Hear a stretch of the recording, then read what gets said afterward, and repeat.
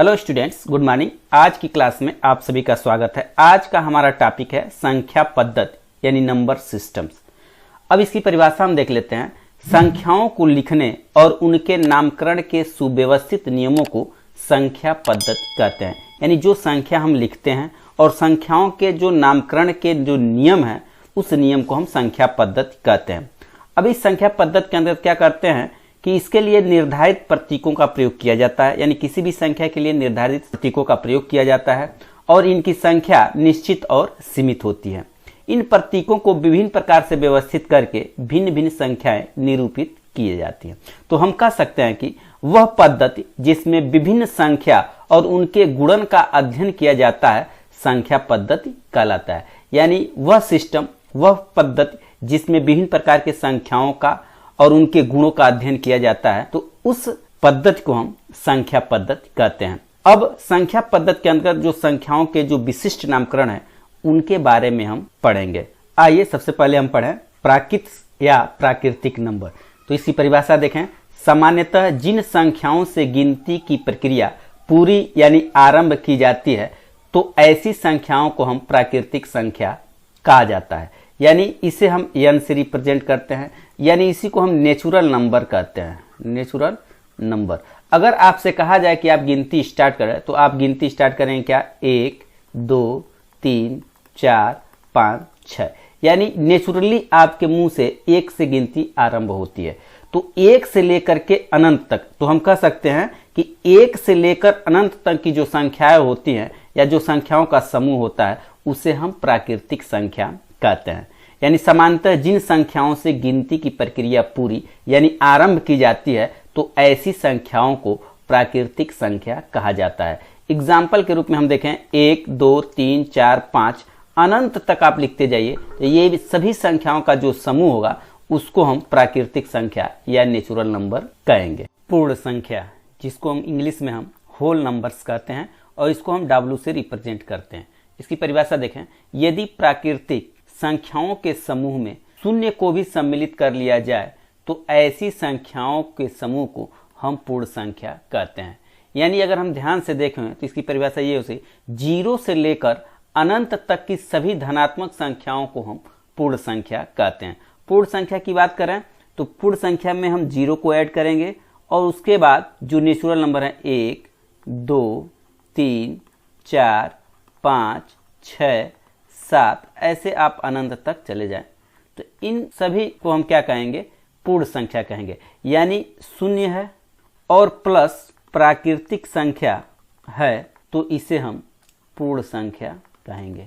तो याद रखेंगे, यदि प्राकृतिक संख्याओं के समूह में शून्य को सम्मिलित कर लिया जाए तो ऐसी संख्याओं के समूह को हम पूर्ण संख्या कहते हैं। या हम सिंपल शब्दों में कह सकते हैं कि 0 से लेकर अनंत तक की सभी धनात्मक संख्याओं को हम पूर्ण संख्या कहते हैं। याद रखेंगे, 0 से लेकर अनंत तक की सभी धनात्मक संख्याओं को हम पूर्ण संख्या कहते हैं।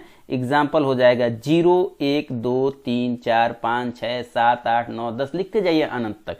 ये सभी संख्याएं पूर्ण संख्याएं कहलाती हैं। आइए अब हम देखते हैं पूर्णांक संख्या यानी इंटीजर्स नंबर जिसको हम Z से रिप्रेजेंट करते हैं। याद रखेंगे, पूर्णांक संख्या को हम Z से रिप्रेजेंट करते हैं।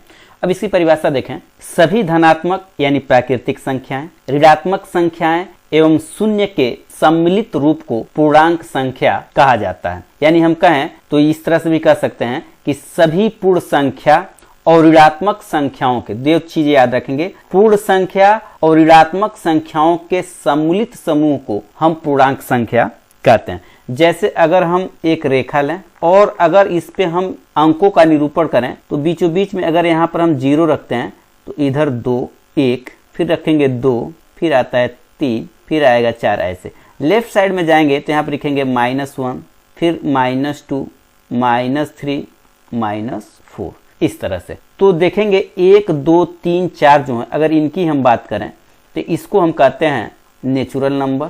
ठीक है, प्राकृतिक संख्या है। और अगर इसमें ऐड कर लेते हैं 0 को तो ये दोनों मिलकर के बन जाते हैं आपके पूर्ण संख्या। पूर्ण संख्या में देखेंगे कि इधर के सारे अंक आते हैं, यानी जिन अंकों पे कोई चिन्ह नहीं रहता है ये प्लस माने जाते हैं तो ये धनात्मक संख्या हो गई, नेचुरल नंबर। फिर उसके बाद 0 को जब ऐड हमने कर दिया तो 0, 1, 2, 3, 4 जो हो गए, इन संख्याओं को हम कहेंगे पूर्ण संख्या। लेकिन अब इधर से फिर हम क्या करते हैं, इन्हीं संख्याओं में ऋणात्मक संख्या को जोड़ देते हैं। तो जब ऋणात्मक संख्या को भी जोड़ देंगे तो इन सभी को सम्मिलित रूप से हम पूर्णांक संख्या कहते हैं, पूर्णांक संख्या कहते हैं। यानी ऐसे अंक जिसमें धनात्मक संख्या है यानी प्राकृतिक संख्या भी है, ऋणात्मक संख्याएं भी हैं और साथ साथ उसमें शून्य भी सम्मिलित है, तो इन सभी अंकों का जो ये समूह बना, जो ग्रुप बना, इस ग्रुप को हम कहेंगे पूर्णांक। तो एग्जाम्पल के रूप में हम लिख सकते हैं 0, 1, 2, 3, 4, -1, -2, -3, -4 etc। यानी देखेंगे 1, 2, 3, 4 को हम क्या करते हैं, नेचुरल नंबर कहेंगे, धनात्मक संख्या कहेंगे। 0 इसमें सम्मिलित कर लिया तो इसको हम पूर्ण संख्या कहेंगे। अब धनात्मक संख्या, 0 और ऋणात्मक संख्याओं का जो ये सम्मिलित स्वरूप है, इस स्वरूप को हम कहते हैं पूर्णांक संख्या, यानी इसको हम इंटीजर कहेंगे और इसको हम z से निरूपित करते हैं। आइए अब देखते हैं परिमेय संख्या। परिमेय संख्या को इंग्लिश में हम रेशनल नंबर कहते हैं और इसे q से रिप्रेजेंट किया जाता है। याद रखेंगे परिमेय संख्या को हम q से रिप्रेजेंट करते हैं। अब इसकी कुछ परिभाषाएं हम देख लेते हैं कि एक पूर्णांक को दूसरे पूर्णांक यानी 0 को छोड़कर से भाग देने पर जो लघुत्तम प्राप्त होता है उसे परिमेय संख्या कहते हैं। अथवा हम ये कह सकते हैं कि जिस संख्या को अंश और हर के रूप में लिखा जा सकता है उसे परिमेय संख्या कहते हैं। अंश और हर का मतलब क्या हो गया, जिसको हम बटा में कहते हैं, भिन्न के रूप में कहते हैं, यानी p/q के रूप में लिख सकते हैं, जहां p और q एक पूर्णांक संख्या होती है।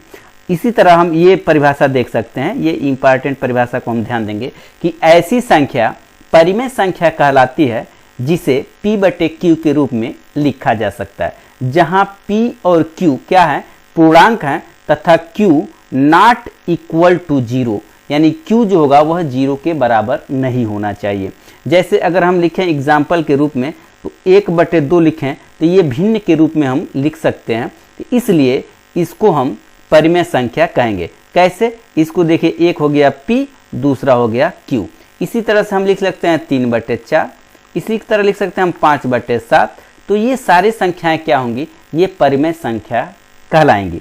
अगर 0 की हम बात करें, याद रखेंगे इंपॉर्टेंट है, इंपॉर्टेंट देखिए, शून्य जो है यह भी एक परिमेय संख्या है।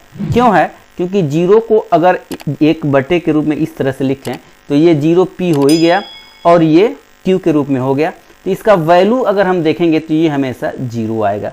तो हम 0 को भी भिन्न के रूप में यानी p/q के रूप में लिख सकते हैं, इसलिए 0 भी क्या है, एक परिमेय संख्या है। देखिए 0/2 लिखेंगे तब भी 0 ही आएगा, 0/10 लिखे तब भी 0 भी आएगा। इसको हम p/q के रूप में लिख सकते हैं, इसलिए 0 एक परिमेय संख्या कहलाता है। तो एग्जाम्पल के रूप में हम लिख सकते हैं q यानी परिमेय संख्या बराबर 0, 1, 3, 5, 1/2, 1/7, इस तरह से आप लिख सकते हैं।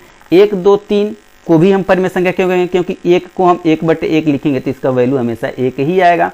5 की बात करें तो 5/1 यानी p/q के रूप में लिख सकते हैं, इसका वैल्यू 5 ही आएगा। तो इस तरह से 0, 1, 3, 5, 1/2, 1/7 यानी जितने भिन्न में दिखने वाले जितने भी अंक होंगे वो सब के सब परिमेय संख्या कहलाएंगे। तो याद रखेंगे ऐसी संख्याएं परिमेय संख्या कहलाती हैं जिन्हें p/q के रूप में लिखा जा सकता है, जहां p और q क्या होंगे, एक पूर्णांक होंगे और q का जो वैल्यू किसी भी हाल में 0 के बराबर नहीं होना चाहिए।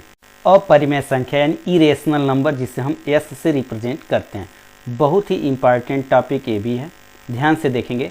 ऐसी संख्या जिसे हम p/q के रूप में व्यक्त नहीं कर सकते हैं उन्हें अपरिमेय संख्या यानी इरेशनल नंबर कहते हैं। यानी ऐसी संख्याएं जिन्हें हम भिन्न के रूप में यानी p/q के रूप में नहीं लिख सकते हैं उन्हें हम अपरिमेय संख्या कहते हैं, जहां p और q पूर्णांक हैं और q नॉट इक्वल टू 0 है, यानी q जो होगा वह 0 के बराबर नहीं होना चाहिए।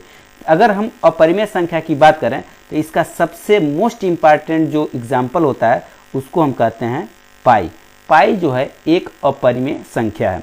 वैसे तो आप जानते होंगे पाई का मान हम अक्सर लिखते हैं 22/7, लेकिन हमको ये मालूम होना चाहिए कि यह इसका एग्जैक्ट वैल्यू नहीं होता है, यानी 22/7 पाई का एग्जैक्ट वैल्यू नहीं है। अगर इसको हम भाग दें तो हम पाएंगे कि 22/7 इक्वल होता है 3.142857, ऐसे देते जाएंगे तो ऐसे आपको अंक मिलते जाएंगे। यानी 22/7 जो होता है वह पाई का एग्जैक्ट वैल्यू नहीं है, इसलिए इसको हम अपरिमेय संख्या कहते हैं। इसके अतिरिक्त आप पाई 2 की बात करें तो इसको भी हम परिमेय संख्या कहेंगे, अपरिमेय संख्या कहेंगे। √3 की बात करें तो इसको भी हम अपरिमेय संख्या कहेंगे। और √5, √7 कि इन सभी की बात करें तो इन सभी संख्याओं को हम अपरिमेय संख्या कहते हैं। तो याद रखेंगे, ऐसी संख्या जिन्हें हम एग्जैक्ट p/q के रूप में व्यक्त नहीं कर सकते हैं उन्हें हम अपरिमेय संख्या कहते हैं, जहां p और q एक पूर्णांक है और q का जो वैल्यू है वह 0 नहीं होना चाहिए। तो इसलिए एग्जाम्पल के रूप में हम लिख सकते हैं पाई √2, √3, √5, √7 इत्यादि जो संख्याएं हैं, इन संख्याओं का हम एग्जैक्ट वैल्यू नहीं निकाल पाते हैं, इसलिए इन्हें हम अपरिमेय संख्या कहते हैं। तो याद रखेंगे, सबसे मोस्ट इम्पॉर्टेंट है पाई। अक्सर पूछता है पाई परिमेय संख्या है कि नहीं, क्योंकि पाई को हम सामान्यतः 22/7 के रूप में लिखते हैं, लेकिन यह इसका सही मान नहीं है, इसलिए पाई को भी हम अपरिमेय संख्या कहते हैं। वास्तविक संख्या, जिसे इंग्लिश में हम रियल नंबर कहते हैं, और इसको हम r से रिप्रेजेंट करते हैं, यानी वास्तविक संख्या को हम r से रिप्रेजेंट करते हैं। अब देखिए, इसकी परिभाषा हम लिख सकते हैं, सभी परिमेय तथा अपरिमेय संख्याओं के संग्रह को हम वास्तविक संख्या कहते हैं। यानी अभी तक हमने जितने भी प्रकार की संख्याएं पढ़े हैं, चाहे वो प्राकृतिक पढ़ा हमने, या हमने पढ़ा पूर्ण संख्या, या हमने पढ़ा पूर्णांक संख्या, या सम संख्या कहें, या विषम संख्या कहें, या धनात्मक संख्या कहें, या फिर ऋणात्मक संख्या करें, सभी प्रकार के संख्याओं को हम एक शब्द में हम वास्तविक संख्या कहते हैं। यानी प्राकृतिक संख्या, पूर्ण संख्या, पूर्णांक संख्या, सम संख्या, विषम संख्या, भाज्य संख्या, अभाज्य संख्या, ये जितनी भी प्रकार की संख्याएं, उन सभी को एक साथ रखा जाए तो इन सभी संख्याओं के संग्रह को हम वास्तविक संख्या कहते हैं। या सिंपल हम कह सकते हैं कि सभी परिमेय तथा अपरिमेय संख्याओं के संग्रह को हम वास्तविक संख्या कहते हैं। एग्जाम्पल के रूप में हम लिख सकते हैं r बराबर 0 भी आएगा, 1, 2 भी आएंगे, -1, -2 भी आएगा, फिर आपका √2 भी आएगा, इसमें पाई भी आएगा, √3 भी आएगा, -5 भी आएगा। तो ये सारे जो संख्याओं का जो समूह है, इन सभी संख्याओं का जो ये ग्रुप बना आपका, इसी को हम वास्तविक संख्या कहते हैं। आइए अब देखते हैं सम तथा विषम संख्या, इवन एंड ऑड नंबर्स। सम संख्या को सबसे पहले देखते हैं। जो संख्या 2 से पूर्णतः विभाजित होती है उन्हें सम संख्या कहते हैं। अर्थात सम संख्याएं जो होती हैं वह 2 के गुणज होती हैं। कहने का मतलब यह है कि वह संख्या जो 2 से पूरी तरह से विभाजित हो जाती है उसे हम सम संख्या कहते हैं। एग्जाम्पल के रूप में हम लिख सकते हैं 2 से कट जाएगा, 4, 6, 8, 10, 12, 50, 60, 100 ETC। इस तरह से हम जितनी भी संख्या लिखते हैं जो 2 से विभाजित हैं उन्हें हम सम संख्या कहते हैं। अगर कोई बड़ी संख्या है, जैसे मान लीजिए 4, 8, 3, 9, 0, तो ये संख्या भी 2 से विभाजित है, तो इस संख्या को भी हम सम संख्या कहते हैं। अगर बड़ी संख्या है तो इसको कैसे जानेंगे कि ये सम संख्या है कि नहीं? इसके लिए पहचान ये है कि अगर बड़ी संख्या के अंत में 0, 2, 4, 6, 8 ये आते हैं तो वे सभी संख्याएं सम संख्या कहलाएंगी। क्योंकि ये लास्ट के अंक होने के कारण ये 2 से डिवाइड हो जाती हैं, तो उससे पहले के अंक भी स्वतः डिवाइड हो जाते हैं। तो याद रखेंगे, जो संख्याएं 2 से पूर्णतः विभाजित हो जाती हैं उन्हें हम सम संख्या कहते हैं। अर्थात सम संख्याएं 2 के गुणज होती है। एग्जाम्पल के रूप में हम ये लिख सकते हैं। अब विषम संख्या की बात करें, ऑड नंबर की बात करें, तो जो संख्या 2 से पूर्णतः विभाजित नहीं होती है उन्हें हम विषम संख्या कहते हैं। यानी ऐसे संख्याएं जो 2 के गुणज नहीं होती हैं उन्हें हम विषम संख्या कहते हैं। जैसे अगर 3 की बात करें तो ये 2 से नहीं कटेगा, 5, 7, 9, 11, 13, 18, 311, 319 ETC। इस तरह से ये सभी संख्याएं विषम संख्याएं कहलाएंगी। एग्जाम्पल के रूप में हम इसको लिख सकते हैं, यानी वे संख्याएं जो 2 से पूर्णतः विभाजित नहीं होती हैं उन्हें हम विषम संख्याएं यानी ऑड नंबर कहते हैं। आइए अब कुछ इंपॉर्टेंट नोट्स इसके विषय में देख लें। 2 सम संख्याओं का योग सदैव सम संख्या होती है। याद रखेंगे, जैसे एग्जाम्पल 2 और प्लस 10 दोनों सम संख्या है तो जोड़ेंगे तो ये क्या आएगा, 12 आएगा। 8 प्लस 6 की बात करें तो दोनों सम संख्या है तो जोड़ेंगे तो हमेशा 14 आएगा। जो दोनों की दोनों संख्याएं क्या है, सम संख्या होती हैं। तो याद रखेंगे 2 सम संख्याओं का योग सदैव सम संख्या ही होती है।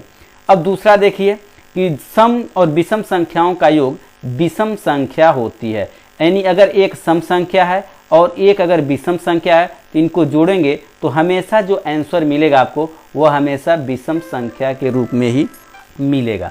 इसी तरह से एक और एग्जाम्पल हम देख लेते हैं कि एक सम संख्या ले लेते हैं 8 और एक विषम संख्या ले लेते हैं 3। तो 8 3 को जब भी जोड़ेंगे तो आंसर 11 आएगा, जो कि एक विषम संख्या। तो याद रखेंगे सम और विषम संख्याओं का योग सदैव विषम संख्या ही होती है। और तीसरा देखेंगे कि 2 विषम संख्याओं का योग सदैव क्या होगा, सम संख्या होती है। यानी 2 विषम संख्या ले लेते हैं, 9 ले लेते हैं और एक 7 ले लेते हैं। दोनों संख्या क्या है, विषम है, तो दोनों को जब जोड़ेंगे तो हमेशा हमको क्या मिलेगी, सम संख्या प्राप्त होती है। इसी तरह से हम 3 ले लेते हैं और 5 ले लेते हैं। दोनों विषम संख्या हैं, दोनों 2 से विभाजित नहीं होने वाली हैं, तो दोनों को जब हम जोड़ेंगे तो 8 मिलेगा, जो कि एक सम संख्या है। और ये जो 8 होगा वो 2 से डिवाइड हो जाएगा। तो इस तरह से हम याद रखेंगे कि सम संख्याएं 2 से विभाजित होती हैं और वे संख्याएं जो 2 से पूर्णतः विभाजित नहीं होती हैं उनको हम विषम संख्या कहते हैं। भाज्य संख्या तथा अभाज्य संख्या यानी composite number and prime number के बारे में पढ़ेंगे। सबसे पहले हम पढ़ते हैं भाज्य संख्या के बारे में। तो भाज्य संख्या की परिभाषा हम देखें, जो संख्या स्वयं और एक के अलावा किसी अन्य संख्या से भी विभाजित होती है तो उन्हें हम भाज्य संख्या कहते हैं। कहने का मतलब कोई एक ऐसी संख्या है जो स्वयं से विभाजित हो, एक से विभाजित हो और उसके अतिरिक्त किसी अन्य अंक से भी डिवाइड हो, तो उस संख्या को हम भाज्य संख्या कहते हैं। जैसे एग्जाम्पल के रूप में हम 4 को लिखें तो देखेंगे 4 देखिए 1 से डिवाइड होगा, फिर 2 से डिवाइड होगा और फिर 4 से डिवाइड होगा। इसी तरह अगर हम 6 को लिखें तो 6 की डिवीजन देखिए क्या होता है, 1 2 तिहाई 6, 3 दूना 6 और फिर 6 से डिवाइड होता है। अगर 8 हम लें तो ये देखें 1 से डिवाइड होगा, 2 से डिवाइड होगा, 4 से डिवाइड होगा और 8 से डिवाइड होगा।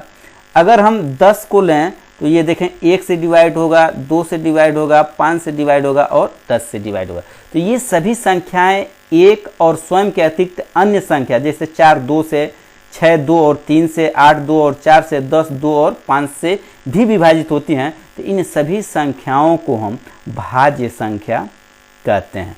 तो याद रखेंगे जो संख्या स्वयं से और एक के अतिरिक्त किसी अन्य अंकों से भी डिवाइड होती हैं तो इन संख्याओं को हम भाज्य संख्या यानी कंपोजिट नंबर कहते हैं। अब देखेंगे कुछ इंपॉर्टेंट तथ्य इसके क्या है कि सबसे छोटी भाज्य संख्या क्या है, वो 4 कहलाती है। याद रखेंगे 4 सबसे छोटी भाज्य संख्या होती है। और दूसरा देखेंगे क्या है, 0 और 1 न तो भाज्य हैं और न ही अभाज्य हैं। यानी 0 और 1 को न तो भाज्य माना जाता है और न ही अभाज्य माना जाता है। इसको आप याद रखेंगे, बहुत ही इंपॉर्टेंट टॉपिक है ये। नेक्स्ट अब हम पढ़ेंगे यहाँ पे प्राइम नंबर। प्राइम नंबर यानी अभाज्य संख्या। इसी परिभाषा देखिए, ऐसी संख्या जो केवल स्वयं और एक से विभाजित होती है उससे अभाज्य संख्या यानी प्राइम नंबर कहते हैं। कहने का मतलब यह है कि जिन संख्याओं के केवल और केवल 2 ही गुणनखंड होते हैं उन्हें हम अभाज्य संख्या कहते हैं। पहला गुणनखंड क्या होगा, 1 होगा और दूसरा गुणनखंड तो वह संख्या स्वयं होगी। तो इस तरह की संख्याओं को हम प्राइम नंबर यानी अभाज्य संख्या कहते हैं। जैसे अगर हम बात करें 2 की तो 2 देखें क्या होगा, 1 और 2 से डिवाइड होगा। अगर 3 की बात करें तो यह 1 और 3 से डिवाइड होगा। अगर 7 की हम बात करें तो यह 1 और 7 से केवल डिवाइड होगा। अगर 11 की बात करें तो यह केवल 1 और 11 से डिवाइड होगा। अगर हम 13 की बात करें तो यह केवल 1 और 13 से ही डिवाइड होगा। अगर हम 17 की बात करें तो यह भी 1 और 17 से भी डिवाइड होगा। और अगर हम 19 की बात करें तो यह भी 1 और केवल 19 से डिवाइड होता है। यानी कहने का मतलब ये होता है कि अभाज्य संख्याओं के केवल 2 ही गुणनखंड होते हैं। तो ऐसी संख्याएं जिनके केवल 2 ही गुणनखंड हो, एक 1 हो और दूसरी वह संख्या स्वयं हो, तो उस संख्या को हम प्राइम नंबर यानी अभाज्य संख्या कहते हैं। और इसमें अगर गुणनखंड की बात देखेंगे तो इसमें गुणनखंडों की जो संख्या होगी वो हमेशा 2 से अधिक होती है। ठीक, अब यहाँ पर एक और इम्पॉर्टेंट तथ्य लिखा गया, इसको ध्यान से देख लीजिए। सबसे छोटी अभाज्य संख्या 2 है, यानी 2 सबसे छोटी अभाज्य संख्या होती है। आइए अंत में देखते हैं सह अभाज्य संख्या किसे कहते हैं। जी, सह अभाज्य संख्या जिसको हम को प्राइम नंबर के नाम से जानते हैं। अब इसकी परिभाषा देखिए कि जिन 2 संख्याओं का HCF यानी हाईएस्ट कॉमन फैक्टर 1 होता है तो ऐसी संख्याओं को हम सह अभाज्य संख्या कहते हैं। जैसे अगर एग्जाम्पल के रूप में हम देखें तो एक लिख सकते हैं 9 और 25। ठीक, दूसरा एग्जाम्पल हम लिख सकते हैं 11 24। तीसरा एग्जाम्पल हम लिख सकते हैं 7 13। और एक और मोस्ट इंपॉर्टेंट एग्जाम्पल 0 और 1 लिख सकते हैं। तो अगर हम इसका कॉमन फैक्टर निकालें तो 9 को देखेंगे तो इसका देखिए 1 3 और फिर होगा 9। और अगर 25 का हम निकालते हैं गुणनखंड तो देखिए क्या होगा 1 5 और फिर होगा 25। तो इसमें हाईएस्ट कॉमन फैक्टर क्या है, इधर भी 1 है और इधर भी 1 है, तो इसका HCF जो होगा वो 1 होगा। इसलिए इसको हम कहेंगे सह अभाज्य संख्या। इसी तरह 11 को इसमें देखेंगे 11 का कॉमन फैक्टर 1 और हो जाएगा 11। और 24 का अगर हम निकालें 24 तो देखें कितना होगा, 1 से कट जाएगा, 2 से कट जाएगा, 3 से कट जाएगा, 4 से कटेगा, 8 से कटेगा, 6 से कटेगा, ठीक है, 12 से कटेगा और फिर यह संख्या 24 से कटेगी। लेकिन अगर कॉमन फैक्टर की बात करें तो इसमें भी सिर्फ 1 है और सिर्फ इसमें भी 1 है, यानी इनका जो HCF यानी हाईएस्ट कॉमन फैक्टर होगा वह 1 होगा। इसी तरह अगर 7 और 13 का निकालें, 7 और 13 का, तो 7 का 1 और 7 होगा, और 13 का निकालें तो इसका क्या हो जाएगा 1 और 13 होगा। इसका भी अगर HCF हम देखें तो हाईएस्ट कॉमन फैक्टर जो होगा वो 1 ही होगा। इसी तरह अगर 0 का निकालें तो 0 को हम लिख सकते हैं, इसका 1 तो हो जाएगा 1 और यह 0 दोनों का इसका कॉमन फैक्टर हो जाएगा, क्योंकि 1 में 0 का गुणा करेंगे तो हमको 0 ही मिलता है। और 1 का निकालें तो इसका भी 1 हो जाएगा, यानी हाईएस्ट कॉमन फैक्टर इसमें भी अगर हम देखें तो ये भी क्या हो जाएगा 1 ही होगा। तो ऐसी 2 संख्याएं याद रखेंगे, ऐसी 2 संख्याएं 2 संख्या हो और जिनका हाईएस्ट कॉमन फैक्टर 1 हो तो उन संख्याओं को हम सह अभाज्य संख्या कहते हैं। लेकिन एक इम्पॉर्टेंट बात याद रखेंगे कि 0 केवल 1 और -1 के साथ ही सह अभाज्य संख्या बनाता है। ठीक, और यह किसी अतिरिक्त किसी अंक के साथ ये सह अभाज्य संख्या नहीं बनाता। याद रखेंगे जिन 2 संख्याओं का HCF यानी हाईएस्ट कॉमन फैक्टर अर्थात सबसे बड़ा सार्वगुणनखंड 1 होता है तो ऐसी संख्याओं को हम सह अभाज्य संख्या यानी को प्राइम नंबर कहते हैं। इसी के साथ संख्या पद्धति का ये क्लास आज समाप्त होता है। यदि आपको ये क्लास पसंद आया हो तो हमारे चैनल को लाइक और सब्सक्राइब करें और इसे अधिक से अधिक अपने दोस्तों में भी शेयर करते हैं। मिलते हैं नेक्स्ट वीडियो के साथ, तब तक के लिए गुड बाय।